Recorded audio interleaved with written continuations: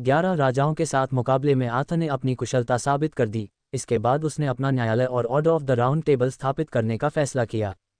उन्होंने जो स्थान चुना वह वेल्स का कैमलॉट शहर था, जो एक पहाड़ी पर बना हुआ था और अच्छी स्थिति में था। उसने बुद्धिमान मलिन को बुलाया और उसे पहाड़ी के शिखर पर एक भव्य महल बनाने का आदेश दिया। अपनी मंत्रमुग्ध शक्तियों के माध्यम से मलिन बहुत जल्दी ऐसा करने में सक्षम हो गया और 1 सप्ताह के भीतर राजा और उसके निजी परिचारक महल में बस गए। मुख्य भाग में सफ़ेद संगमरमर से निर्मित एक विशाल असेंबली हॉल शामिल था, जिसकी छत हरे और लाल पोर्फिरी के स्तंभों द्वारा टिकी हुई प्रतीत होती थी और इसके ऊपर शानदार मीनारें थीं। हॉल की बाहरी दीवारें मूर्तिकला की सुंदर पंक्तियों से ढकी हुई थीं। सबसे निचली पंक्ति में जंगली जानवरों को मनुष्यों को मारते हुए दर्शाया गया था। दूसरी पंक्ति जंगली जानवरों को मारने वाले पुरुषों का प्रतिनिधित्व करती थी। तीसरे ने उन योद्धाओं का प्रतिनिधित्व किया जो शांतिपूर्ण, अच्छे इंसान थे। चौथे में बढ़ते पंखों वाले आदमी दिखाए गए। सबके ऊपर आर्थर के चेहरे वाली एक पंखों वाली मूर्ति थी। मलिन का इरादा पहली पंक्ति के माध्यम से ये दिखाने का था कि पहले मनुष्यों में बुराई अच्छाई से अधिक होती थी। दूसरे चरण में लोगों ने अपने भीतर की बुराई पर विजय पाना शुरू कर दिया, जिसके कारण समय के साथ वे तीसरी पंक्ति की तरह वास्तव में अच्छे, महान और शांतिप्रिय व्यक्ति बन गए। और अंत में अच्छे राजा आर्थर और उनके बुद्धिमान सहायकों के परिष्कृत प्रभाव के माध्यम से मनुष्य लगभग स्वर्गदूतों के समान परिपूर्ण हो जाएंगे। मुख्य द्वार एक मेहराब के आकार का था, जो गहरे पीले संगमरमर के खंभों पर टिका हुआ था। हॉल को 14 बड़ी खिड़कियों से रोशन किया गया था, जिसके माध्यम से संगमरमर के फर्श पर हल्के रंगों में प्रकाश प्रवाहित होता था। इन खिड़कियों के बीच और कार्निस के किनारे सुंदर सजावट की गई थी। वहां सफ़ेद संगमरमर पर पक्षियों और जानवरों और जुड़ती लताओं की नक्काशी थी। वहां काले, पीले और गुलाबी संगमरमर और लापिस लाजुली का मोज़ेक काम था, जो एक झील की तरह नीला था जब साफ सूरज इसकी सतह पर पूरी तरह से चमकता है। खिड़कियों के नीचे कई पत्थर की ढालें थीं, जिनमें से प्रत्येक के नीचे एक शूरवीर का नाम था। कुछ ढालें सोने से चमकीली थीं, कुछ नक्काशीदार थीं और कुछ कोरी थीं। दीवारों पर खूबसूरत टेपेस्ट्री टंगी हुई थी, जिन्हें आर्थर के नए महल के लिए देश की महिलाओं ने बुना था। प्रत्येक पर राजा आर्थर के जीवन के कुछ प्रसंग चित्रित किए गए थे। निहाई से जादुई तलवार निकालना, अच्छाई की खोज करना, तलवार एक्सकेलिबर, उसके न्याय के कार्य और दयालुता के कार्य, और उसकी कई लड़ाइयाँ और लड़ाइयाँ। महल के दोनों पंखों में डाइनिंग हॉल और रसोई और दरबार के सभी सदस्यों के रहने के लिए अपार्टमेंट थे, जिन्होंने राजा के साथ अपना घर बनाया था। डाइनिंग हॉल आर्थर के महान असेंबली हॉल से थोड़ा ही कम सुंदर था। दीवारों को लाल और सोने के कपड़ों से लटकाया गया था। गहरी चिमनी 4 कांस्य स्तंभों पर टिकी हुई थी। कमरे के बीच में हाथी दांत के तख्तों पर ओक बोर्ड से बनी लंबी मेजें रखी हुई थीं। भोज में दीवारों को फूलों की मालाओं या शाखाओं के उत्सवों से लटका दिया जाता था। विशाल रसोई में पत्थर की दीवारें और पत्थर के झंडे थे। चिमनी इतनी बड़ी थी कि पूरे बैल को भूनने के लिए जगह थी, और ऊपर क्रेनें लटकी हुई थीं, जिनमें से आधा दर्जन केतलियां लटकाई जा सकती थीं, और बर्तन इतने आकार के थे कि उनमें पूरे स्वरों को पकाया जा सकता था। चारों ओर दीवारों पर अलमारियां थीं। कुछ लकड़ी, लोहे, स्टील, चांदी और सोने की प्लेटों और सोने और चांदी के झंडे, कप, कटोरे और नमक के तहखाने से भरे हुए थे। अन्य का उपयोग ठंडे मांस और फलों के भंडारण के लिए किया जाता था। वहाँ कई मेज़ें थीं जिन पर पका हुआ भोजन काटा जाता था, और बेंचें थीं जिन पर रसोइये तब आराम करते थे जब वे भूखे लोगों को भोजन परोसकर थक जाते थे। अच्छा हो सकता है कि वे थक गए हों। रात्रि का भोजन, दिन का सबसे महत्वपूर्ण भोजन, 3 बजे से 6 बजे तक, और अक्सर अधिक समय तक चलता था। लेकिन रसोइया और बर्तन धोने वाले छोटे बदमाश लड़के और भोजन कक्ष में भोजन ले जाने वाले परिचारक, सभी के चेहरे पर संतोष और खुशी थी, क्योंकि वे अपने लंबे ब्लाउज को नुकसान से बचाने के लिए जल्दबाजी कर रहे थे। क्योंकि राजा आर्थर और उनके मेहमानों की सेवा करना एक वास्तविक विशेषाधिकार माना जाता था। सोने के कमरे संदूक और कुर्सियों से सुसज्जित थे, और बिस्तर बढ़िया लिनेन से फैले हुए थे और शगुन रेखांकित कवर के साथ थे। दीवारों पर विभिन्न रंगों की झालरें लगी हुई थीं। फर्श पर कूड़ा कचरा बिखरा हुआ था और उनके बीच में पुदीना फेंका हुआ था, जिससे एक सुखद गंध आ रही थी। आर्थर, उसके अधिकारियों और उसके नौकरों के कुछ दिनों तक महल में रहने के बाद राजा ने औपचारिक रूप से अपना न्यायालय स्थापित किया। उसने उन सभी शूरवीरों को, जो इसकी परवाह करते थे, अपने परिवार और अनुचरों के साथ आने और उसके साथ रहने के लिए आमंत्रित किया। कुछ ने अपने ही महल में रहना पसंद किया, लेकिन अन्य खुशी से राजा के साथ रहने चले गए। जल्द ही सभी लोग आराम से निपट गए। राजा के अधिकारी आर्थर के दरबार के बहुत महत्वपूर्ण सदस्य थे। इनमें से सबसे पहले कैंटरबरी के आर्कबिशप आए, जिनका राजा के सम्मान में सर्वोच्च स्थान था। आर्थर और उसके अनुयायियों के लिए चर्च सेवाओं का संचालन करना और कैमलॉट के लोगों का नामकरण, विवाह और दफनाना उसका कर्तव्य था। इसके बाद चेम्बरलेन के रूप में सर उल्फियस ने राजा के कमरों की देखभाल की देखरेख की। सर ब्रेस्टियस, जो वार्डन थे, नौकरों की देखरेख करते थे। सर के, जो प्रबंधक थे, के पास सभी भोजन और रसोई का प्रभार था। सर हेक्टर, कोषाध्यक्ष के रूप में, राजा के सोने की देखभाल करते थे और हिसाब किताब देते थे। सर गेरेंट ने शूरवीरों और स्क्वायरों के सभी टूर्नामेंटों और आउटडोर खेलों का प्रबंधन किया।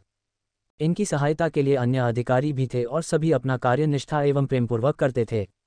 आथ ने जिन शूरवीरों को अपनी गोलमेज का सदस्य चुना, वे अधिकतर इन्हीं अधिकारियों में से चुने गए थे। इस आदेश के सदस्यों के रूप में 150 शूरवीर थे जिन्होंने युद्ध में खुद को विशेष रूप से बहादुर दिखाया था और जो राजा के समर्पित अनुयायी थे। राजा बनने के बाद एक योद्धा के लिए जो सबसे बड़ा सम्मान हो सकता था, वह था गोलमेज का सदस्य बनाया जाना, क्योंकि इस व्यवस्था से जुड़े सभी लोग ईश्वर और मानव जाति की सेवा के लिए समर्पित थे। ऐसे समर्पण से बढ़कर कोई महिमा नहीं है। आथ ने अपने विशाल हॉल में एक विशाल मेज रखी थी, जो गोल आकार में थी ताकि न तो सिर हो और न ही पैर, कोई ऊंचा स्थान हो और न ही कोई निचला स्थान हो। आथ की इच्छा थी कि वहां बैठे सभी लोग समान हों। इन चुने हुए शूरवीरों को शांति और युद्ध के समय में उसे सलाह देनी थी। यह एक महत्वपूर्ण समय था जब शूरवीरों ने अपना स्थान ग्रहण किया। कैंटरबरी के आर्कबिशप ने उन्हें और उनकी सीटों को आशीर्वाद दिया। फिर हर कोई आथ के पास आया, जो असेंबली हॉल के शीर्ष पर खड़ा था, और उसे श्रद्धांजलि दी। इसके बाद उन्होंने अपनी प्रतिज्ञा ली। उन्होंने बहादुर और अच्छे बनने का वादा किया, कभी भी झूठा, नीच या क्रूर नहीं होंगे।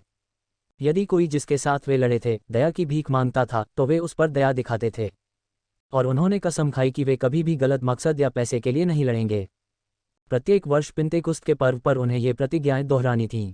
आथ के दरबार के अन्य सदस्य बूढ़े, बहादुर शूरवीर थे जो अब लड़ नहीं सकते थे, लेकिन जो राजा और उसके योद्धाओं के पास रहना पसंद करते थे और अपनी परिषदों को उम्र और अनुभव का ज्ञान देते थे। युवा, महत्वाकांक्षी और होनहार शूरवीर जिनके पास युद्ध में बहुत कम वास्तविक अनुभव था, और वफादार सरदार जिनके पास कोई वास्तविक अनुभव नहीं था। 6 से 14 वर्ष तक के लड़के पेज थे। ऐसे अन्य लोग भी थे जिन्होंने आथ के दरबार को अनुग्रह और सुंदरता के स्थान में बदल दिया, योद्धाओं की माताएं, पत्नियां, बहनें और बेटियां। हालांकि उन्होंने युद्ध परिषदों में मदद नहीं की, लेकिन इन महिलाओं ने शूरवीरों को कोमल और विनम्र होने का प्रशिक्षण देने में बहुत मदद की। उन्होंने छोटे पन्नों को अच्छे शिष्टाचार और निस्वार्थता की शिक्षा दी। जब शूरवीर घुड़सवारी या लड़ाई से थके हुए आते थे तो वे उनके कवच उतारने में उनकी सहायता करते थे। वे शाम को डाइनिंग हॉल में आथ और शूरवीरों के साथ बैठते थे, गाते थे या वीणा बजाते थे या सुनाई जाने वाली कहानियां सुनते थे। जब शूरवीर दूर होते थे तो महिलाएं अपने अपने कक्षों में रुकती थीं, कैंटरबरी के आर्कबिशप या अन्य विद्वान पुरुषों से बुद्धिमानी भरी बातें सुनती थीं, मलिन के ज्ञान के शब्दों को सुनती थीं, और सुंदर हैंगिंग और कुशन पर कढ़ाई करती थीं जो महल को सुशोभित करते थे। आथ के न्यायालय की स्थापना से 1 महीना पहले की बात है, और उस दौरान कैमलॉट शहर निरंतर उल्लास का दृश्य था। उस स्थान के लोग खुश थे कि राजा आया था, क्योंकि इससे उन्हें बहुत लाभ हुआ। उनमें से जो लोग महल में नहीं रहते थे उनके घर या दुकानें पहाड़ी की तलहटी में बनी सड़कों पर थीं। बहुत सी दुकानें शस्त्रागारों की थीं, जिनके पास खरीदने वाले किसी भी व्यक्ति के लिए सभी प्रकार के कवच थे। वे प्रसिद्ध शूरवीरों की तलवारें खरीदने में प्रसन्न थे, जिनका उपयोग महान युद्धों में किया गया था। ऐसे हथियारों के लिए वे हमेशा अच्छी कीमत पर दोबारा बेच सकते थे। ये दुकानदार, नौकर, सरदार और योद्धा सभी अपने राजा की खातिर कैमलॉट शहर को एक सुंदर शहर बनाने के लिए एकजुट हुए। सड़कें भीड़ और फूलों से पटी रहीं। घरों में शानदार शामियाने और रेशमी पर्दे लटकाए गए थे। पूरे दिन जुलूस गुजरते रहे, जो उन सभी राजाओं के अनुयायियों से बने थे जिन्होंने राजा के प्रति निष्ठा व्यक्त की थी। वे अपने आकाओं के बैनर लाल, सफ़ेद या लाल रंग, सोना, चांदी या नीला लेकर चलते थे, जिससे सड़कें रंग से चमक उठती थीं। मार्चिंग स्क्वायर ने कमर तक खींचे गए सजावटी ब्लाउज, लंबे रेशमी मोजे और कढ़ाई वाले चमड़े के जूते पहने थे। धनुर्धारियों ने हरे रंग की किरतल पोशाकें पहनी हुई थीं, जो स्क्वायर की तुलना में छोटी थीं, और गहरे रंग की ऊनी नली पहनी हुई थीं। वे अपने धनुष और तीर अपने कंधों पर लटकाए हुए थे। नौकरों ने लगभग एक जैसे ही कपड़े पहने थे, सिवाय इसके कि उनके ब्लाउज लंबे और विभिन्न रंगों के थे। कई शूरवीर जुलूसों में सवार हुए, उनके लंबे पंख हवा में लहरा रहे थे, उनके कवच चमक रहे थे, और उनके बाज उनकी कलाई पर बैठे हुए थे। दिन भर संगीतकारों के दल भी बांसुरी, डफ, ताबर और वीणा बजाते रहे। युवक युवतियों की टोलियों ने राजा की प्रशंसा में गीत गाए। कहानीकार प्रसिद्ध नायकों की पुरानी कहानियां सुनाते रहे। युवकों ने उछल कूदकर और कुश्ती करके अपनी ताकत दिखाई और नृत्य करके अपनी शोभा दिखाए। युवतियों ने भी नृत्य किया। बुद्धिमान मलिन अक्सर सड़कों पर लोगों की आनंदमयी भीड़ के बीच चुपचाप चलते रहते थे। कभी कभी छोटा डेगोनेट उसके बगल में नाचता था। डेगोनेट राजा का विदूषक था, एक छोटा आदमी जो अपनी मजाकिया बातों से दरबार का मनोरंजन करता था। वह हमेशा एक टाइट फिटिंग लाल ब्लाउज और घंटियों से सजी एक नुकीली टोपी पहनता था और वह नक्काशीदार हाथी दांत की छड़ी के आकार में एक नकली राजदंड रखता था। जब भी आथा अपने लोगों के सामने आते थे तो खुशी से चर्च की घंटियां बजाई जाती थीं और तुरही बजाई जाती थीं। राजा, जब वह यात्रा कर रहा था, गरीब लोगों को उपहार वितरित करता था, टोपी, कोट और सर्च के लिबादे और पेंस के बुशल। महल के एक भोजन कक्ष में उन दिनों उनके लिए दावतें आयोजित की जाती थीं और वे आने वाले सभी लोगों के लिए भी खुले रहते थे। जब मौसम सुहावना होता था तो महल के बाहर मेजें लगाई जाती थीं और जो लोग इसकी परवाह करते थे वे पेड़ों की छाया के नीचे खाना खाते थे और ब्लैकबर्ड्स का संगीत सुनते थे, जिनका गायन लगभग उतना ही तेज होता था जितना कि कोरस का। युवतियां जो महल में गाती थीं, हर घंटे नौकर बड़ी मात्रा में हिरन का मांस, भुने हुए तीतर और बगुले और युवा बाज, बत्तख और हंस सभी को चांदी के थालों में ले जाते और बाहर ले जाते थे। करी, स्टू और टाट असंख्य थे। तलवार के बीच में एक चांदी का फव्वारा स्थापित किया गया था जिसमें से मीठी शराब बहती थी। यहाँ तक कि वर्ष की महान दावतें जो क्रिसमस पर, फसह के दिन, पेंटिकोस्ट पर, असेंशन दिवस पर और सेंट जॉन दिवस पर आयोजित की जाती थीं, इन दावतों के समान अद्भुत नहीं थीं। जब राजा ने अपने साथ छुट्टियां मनाई, लोग मौज मस्ती के इन दिनों में जब लोग खा पी नहीं रहे थे या जुलूस नहीं निकाल रहे थे, वे टूर्नामेंट के मैदान में लड़ाई देख रहे थे। यहाँ आथा के सर्वश्रेष्ठ शूरवीर मजबूत घोड़ों पर सवार और भारी कवच पहने हुए मैदान के दो किनारों पर खड़े थे। प्रत्येक पंक्ति के पीछे महिलाओं से भरा एक मंडप था। 4 दूत तुरही बजाने के लिए तैयार खड़े थे जो लड़ाई का संकेत दे रहे थे। प्रत्येक हेरल्ड ने लाल रंग के रेशमी मोजे और लाल रंग के मखमली किरटल पहने थे जो कमर पर कसे हुए थे और आधे घुटने तक पहुंचे हुए थे।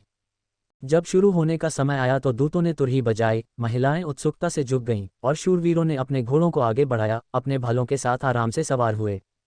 एक क्षण में धूल के बादल उठे जो शूरवीरों के हेलमेट पर लगे गुबार जितने ऊंचे थे और उनके भाले एक दूसरे की ढालों से टकरा रहे थे। कई भाले टूट गए। कभी कभी संपर्क के झटके ने एक शूरवीर को उखाड़ फेंका, लेकिन कोई नहीं आहत था क्योंकि अच्छे राजा आथा ने आदेश दिया था कि युद्ध मैत्रीपूर्ण होने चाहिए। जब घुड़सवारी कई घंटों तक चली तो जिन शूरवीरों ने खुद को मजबूत दिखाया था उन्हें महिलाओं से पुरस्कार मिला। पुरस्कारों में सोने से सजे कवच के सूट और रत्न जड़ित मूठ वाली तलवारें थीं। वह शूरवीर जो सभी में सबसे शक्तिशाली था, उसने उस महिला को चुना जिसे वह सबसे सुंदर मानता था और उसे प्यार और सुंदरता की रानी का ताज पहनाया। दावत के महीने के दौरान आथा ने कुछ सरदारों को शूरवीर बनाया। एक युवा स्क्वायर को सबसे पहले क्विंटन पर झुकाव में अपना कौशल दिखाने के लिए बाध्य किया गया था।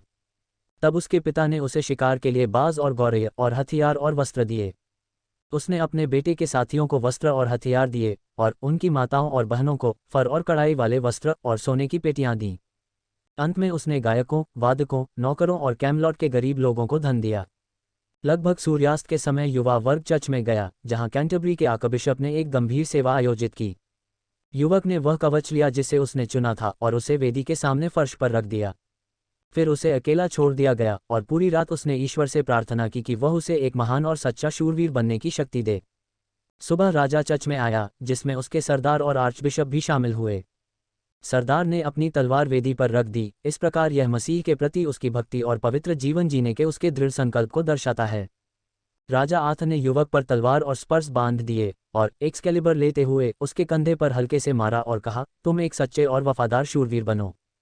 तब सरदार ने संकट में पड़े सभी लोगों की रक्षा करने, सही काम करने, शुद्ध शूरवीर बनने और ईश्वर में विश्वास रखने की गंभीर शपथ ली।